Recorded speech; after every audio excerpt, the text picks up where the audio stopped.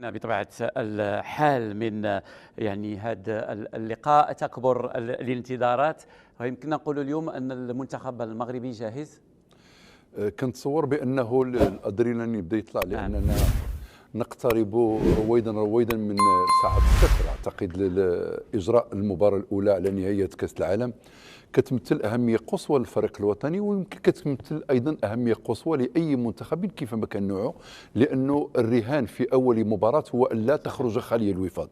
اي هزيمه في مباراه افتتاحيه ربما كتعدم الامل بشكل كبير جدا، كتنقص من الحظوظ، وايضا تنال من النفسيه ديال اللاعبين والمعنويه ديالهم. املنا كبير ان شاء الله على ان المنتخب المغربي يكون الى الان هيئ نفسه بدنيا تكتيكيا قراب ما يكفي المنتخب الكرواتي على الاقل، باش منين يكون نزال يوم الاربعاء ان شاء الله الساعه 11 بالتوقيت المغربي بملعب البيت لكي تسع 60,000 متفرج جلال. وكنظن بان ثلثي هذا الملعب غادي يتملأ بجماهير مغربيه، نتمنوا ذلك. اتصور على ان غتكون لحظه تاريخيه، خص الفريق الوطني ما يفوتش تماما هذه الفرصه باش ينال على الاقل، انا كنقول على الاقل ينال نقطه، لان النقطه تبقي ابواب الامال مشرعه امام المنتخب ليناقش حظوظه في المقابلات التاليه بكثير من الاريحيه. إذا الكل كيأكد عزيزي خالد يعني الأهمية الكبيرة ديال هذا اللقاء الأول. شنو هو أنت الإحساس اللي عندك في ظل ما يعني كنعيشوه مع المنتخب في هذه الأسابيع الأيام القليلة الماضية وهو يحضر يوميا هذا المونديال؟ طبعا إحساسي هو أن المنتخب المغربي يجب أن يفكر بأنه يلعب كأس العالم، وأنا قلت ذلك أمس. يكفي أن تكون ما بين أفضل 32 منتخب في العالم. إيطاليا غائبة عن المونديال وهي بطلة أوروبا. يجب أن يضع اللاعبون في اعتبارهم أن هذه فرصة تاريخية ليس لديهم ما يخسرونه. تاريخيا نحن دائما كنا نعاني في المباراة الأولى، مباراة الافتتاح. تعادلنا فقط في مباراتين وخسرنا 3 مباريات، في المكسيك 70، ثم في 94 في الولايات المتحدة الأمريكية، ثم في روسيا أمام إيران. اعتقدنا بأن المباراة سهلة وخسرنا أسهل رهان. اليوم يجب أن يفكر رجراجي ومن معه بأن هذه المباراة هي مباراة يعتبرونها مباراة نهائية. صحيح. أنا أعتقد اليوم 3 مباريات في المونديال يجب أن تؤخذ كأنها مباريات منفصلة ليست لها أي علاقة مباراة بمباراة. يجب أن يدخل اللاعبون في دينامية، إما أن نكون أو لا نكون. نعم، هي هذه المباراة ربما الأهمية ديالها غتكون 50%، المباراتين الأخرين 25-25، لأن الأهم في دوري ككأس العالم وكأس إفريقيا الأمم هو المباراة الأولى. المباراة الأولى إما يعني ربما كتقلل وكتعدم الحظوظ ديالها. إشارة وحيدة. نعم. هي كانت استثناء، هي إسبانيا التي خسرت مباراة افتتاح أمام سويسرا وفازت في كل المباريات. وإيطاليا التي كانت تعادلت مع الكاميرون عام 82. أن تخسر أولى المباريات لما تتعادل في هذاك الوقت، لما تتعادل إيطاليا مع الكاميرون، فهي يعني نتيجة بمثابة الهزيمة. النتيجة ديال المباراة الأولى خصوصا لو كانت إيجابية بدر الدين كتخليك يعني تتعامل بأريحية، بذكاء، يمكن نسميها كذلك بخبث كروي مع باقي المباريات. جلال، لو عدنا الى المشاركات الخمس للمنتخب الوطني، سواء 1970 بالمكسيك، 86 بالمكسيك، 94 بالولايات المتحده الامريكيه، 98 بفرنسا، واخيرا 2018 بروسيا، غنوجدوا على ان المناسبات التي كان فيها الفريق الوطني قاب قوسين او ادنى من التاهل او تاهل بالفعل الى الدور الثاني، هو انه تعامل بطريقه جيده مع مباراته الاولى. يعني كاس العالم 1986 تعادلنا مع بولندا، وكانت هذا التعادل كان محفز باش ندخلوا المباراه الثانيه امام انجلترا ونتعادل ايضا، وبعد ذلك بدا لنا على انه الحصول على 3 نقاط غتعطينا ماشي غير فقط التاهل، ولكن غتعطينا الصداره. ايضا في سنه 98 بفرنسا تعادلنا مع النرويج، وكنا وقتها قد عضينا الانامل ندما على اننا لم نفوز. ولكن صدقا في 98 راه كنا نرى بان فريقنا الوطني موجود في الدور الثاني، الا ما كان في اخر جوله بعد ما نفسنا على المنتخب الاسكتلندي والمنتخب البرازيلي امام استغراب الجميع يخسر المباراه. انا اتصور هذه المباراه مباراه مفصليه، المباراه الاولى بحال اللي ذكرتي. وانا وجميل تعبيرك ان مباراه كرواتيا 50% ولنقل مباراه بلجيكا ومباراه كندا 25% برغم من ان اي نتيجه غير الفوز في مباراه كرواتيا ما غتفتح لناش طريق السيار نحو التاهل، غادي يبقى ما يجب عمله في المباراتين معا. ستغلقه على السي بدر اخي خالد ياسين باش يطلع لنا شويه المورال وحنا في بدايه ليالي المونديال. بطل العالم ننسى بأننا نلعب أمام كرواتيا التي لم تتغير كثيرا. نعم. في دوري الأمم شاهدنا كيف خسرت المباراة الأولى في عقر دار أمام النمسا، ثم بعد ذلك فازت في 5 مباريات. نعم. هذه هي قيمة البطل حينما تلعب أمامه. يجب أن تلعب بعقلية أخرى مختلفة تماما، أن تنسى المباريات الودية. اليوم تقابل أنت وصيف بطل العالم. بدر الدين تكلم جلول في المراسلة ديالو على بعض التدريب الانفرادية لبعض اللاعبين، ربما أملاح لاعب اللي من المنتظر أنه يكون رسمي، وكذلك إلياس شاعر. بطبيعه الحال يعني المباراه ديال جورجيا انا اتصور على انها تركت بعض الردود الطفيفه، وهذا امر طبيعي جدا. وهنا علاش كتكون برمجه المباريات الاخر مباريات الوديه كتكون على بعد ايام من اول مباراه رسميه حتى يترك الوقت كافيا لكل لاعبين لاسترداد عافيتهم ولتلقي ما نسميه بالعلاجات الاستشفائيه، بمعنى انه اللاعب عندما يتدرب بشكل انفرادي هذا لا يدل على انه مصاب اصابه عضليه عميقه جدا، ولكن هو في طور التاهيل البدني. وانا اتصور على وكما شاهدنا يعني المجموعه بشكل عام تتدرب بشكل طبيعي جدا.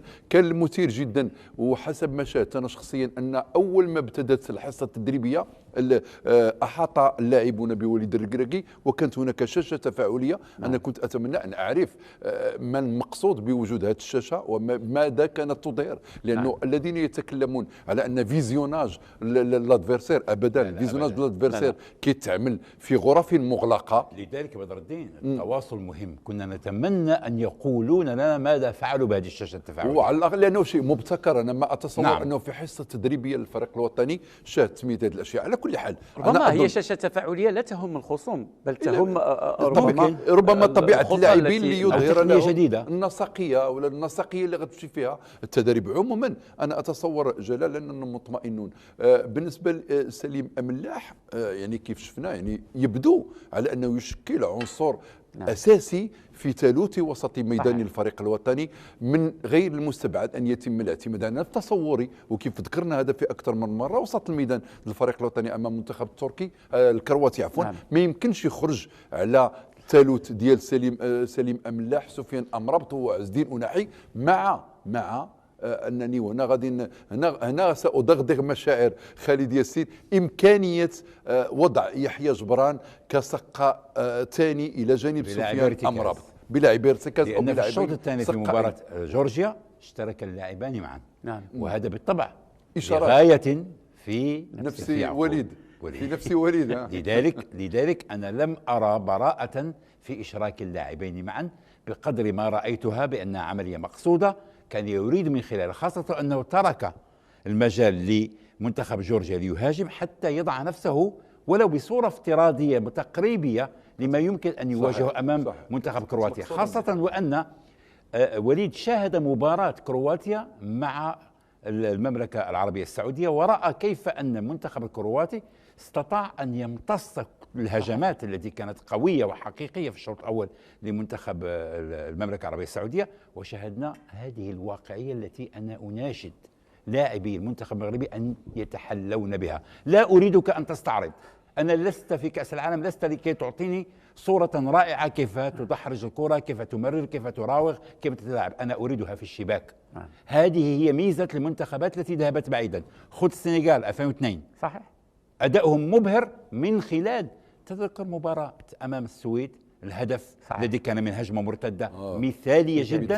هذا ما نريده من المنتخب المغربي. أنا لا أريد أن أرى بوفال يسقط لي 3 لاعبين، أريد أن يعطيني تمريرة. أنت تريد ولكن السؤال المطروح خالد، يعني أي خطة كتعتمد في الدرجة الأولى على اللاعبين اللي عندك. واش اليوم عندنا لاعبين اللي بإمكانهم يلعبوا بهذا الاسلوب اللي كيتكلم عليه خالد، يعني نعم. الامتصاص نعم. واللعب بالمرتدات الهجوميه. وتصور جلال أنه الذي يشاهد مباراة كرواتيا أمام السعودية ربما حتى داليتش أراد أن يوصل إلى الرسالة، لأنه يعرف مفاتيح الفريق الوطني، يعرف القوة الهجومية، يعرف السرعة ديال الأظهرة، خاصة عندما تملك ظاهر مثل صحيح. حكيمي ونصير مزراوي. أنا ما أتصور خالد على أن هناك منتخب عالمي عنده ظاهرين بهذا المستوى الحالي، لأنه بكل المقاييس السرعة، التقنية، القدره على التهديف، يعني هما جوج ديال الاظهره اللي كيستطيعوا يسجلوا من مواقع احيانا تكون مستحيله. وبالتالي انا اتصور ان حتى داليتش يفكر 1000 مره في اسلوب اللي غادي يلعب به امام الفريق الوطني. ان تقول لي بانه غادي يدخل ويلعب على الاستحواذ ويلعب على الهيمنه ويرضى بان الفريق الوطني يلعب له ببلوك متاخر، انا اتصور على انه غادي يعرف بان سيلدغ من الجحر في اي لحظه. فلذلك يجب ان نركز على مناطق القوه، وحنا عندنا مناطق القوه جلال. الذي يرى زياش، الذي يرى حكيم زياش في كل المباريات يستطيع بلمسه واحده كما يفعل مودريتش في ريال مدريد وفي كرواتيا، بلمسه واحده يستطيع ان يصنع لك من لا شيء، يصنع لك فرصه. فلذلك انا معك في ان تهيئ له الظروف لكي يصنع هذه اللمسات السحريه الجميله التي تفتح لك ابواب المرمى. ولكن السؤال اللي يفرض نفسه عن طرحه عليك خالد، تفضل. يعني لما كتكون عندك فريق وعندك يعني الخطه اللي با يونيفرسال، خطه كديرها باخذ عين الاعتبار الخصم والمقومات والمكونات ديال الفريق ديالك. واش اليوم الا جينا نلعبوا اللور بتحفظ اننا نلعبوا شويه كونتر ناتور، واش ربما هادشي ما ياثرش سلبا على المنتخب المغربي وهاد اللاعبين اللي كتكلموا عليهم، هاد زياش وهاد حكيمي وهاد مزراوي وهاد بوفال، كلهم غيوليو لاعبين يعني كما كنقولوا باللغه الفرنسيه بفخامه. اولا الخطه هي عالميه، الاستراتيجيات التي تتغير في المباراه. الان نحن يجب ان نسال الوليد باي استراتيجيه ستريد ان تلعب هذه المباراه؟ هل تلعب بتحفظ وتلعب بالهجمات المرتده؟ هل تملك الاسلحه لتفعل ذلك؟ انا اقول نعم، لديك حكيمي ولديك مزراوي ينطلقان بسرعه، لديك بوفال لديه القدره، لديك نصيري اذا اشترك ان يفتح هذه الممرات. يجب ان تكون لديك ميزه ما كان للمنتخب الاسباني في 2010، ميزه الصبر، أن تعرف كيف تتحكم في أعصابك، أن تغلق المنافذ، أن لا تعطي للفريق الآخر فرصة أخذ الثقة بمرور الدقائق، لأن أي هجمة، أي الوصول مبكر إلى منطقة جزاء المنتخب المغربي وتهديد مرمى بونو ستعطي إشارة قوية وثقة على أن كرواتيا نحن قادرون على الوصول. تتذكر معي ما قاله فاران في إحدى المرات حينما كانت الكرات تصل إلى مرمى ريال مدريد، قال هؤلاء يصلون إلينا بسرعة. إذن الواجب على واجب اللاعبين في التنظيم الدفاعي من وسط الميدان يجب أن يبدأ الآن.